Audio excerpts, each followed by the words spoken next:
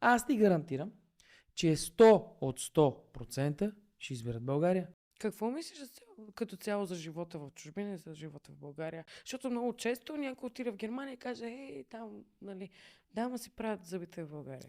Знаеш, този въпрос е много хубав, много съществен и отговорът трябва да бъде много съдържателен. Ще ти кажа какво мисля. България, аз съм закърмен с това, че в България нищо не става. Нищо. Тук всичко е разсипия, отрепия и сме бати букуците. Дъното. Не. И аз не мисля. Когато отидеш и обиколиш 50 държави и видиш какво става там и знаеш как се върти тук бизнес, какви са условията, не бизнес, дори служител да бъдеш, и отидеш в още 49 държави да разбереш как стоят нещата и кой какво има, какви са законите тук, какви са възможности, какъв е потенциал. И аз ти гарантирам, че 100 от 100% ще изберат България. Ма той като не е бил и не е излизал от Ловеч, с извинение, нищо към ловчани.